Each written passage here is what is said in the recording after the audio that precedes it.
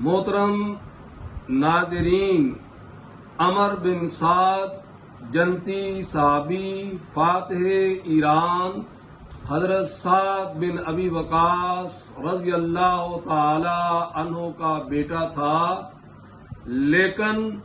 اس نے گورنری کے لالچ میں 4000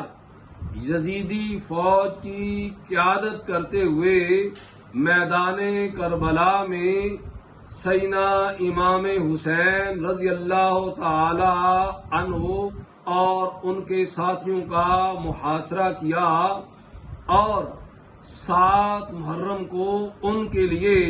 دریائے فرات کا پانی بند کر دیا۔ علامہ ابن کثیر نے البدایہ میں لکھا ہے کہ ابن سعد وہ آدمی تھا جس نے سب سے پہلے حضرت امام حسین کے ساتھیوں پر تیر پھینکا اور کہا، لوگوں گواہ رہنا، سب سے پہلا تیر میں نے پھینکا تھا۔ امام ذہبی کہتے ہیں ابن سعد نے اس فوج کی قیادت کی جس نے حسین ابن علی کو قتل کیا۔ ابن جریر طبری لکھتے ہیں کہ اس نے ابن زیاد کے حکم سے شہدائے کربلا کی لاشوں کو گھوڑوں سے پامال کیا اور پھر اہل بیت کو قیدی بنا کر ابن زیاد کے دربار میں پیش کیا۔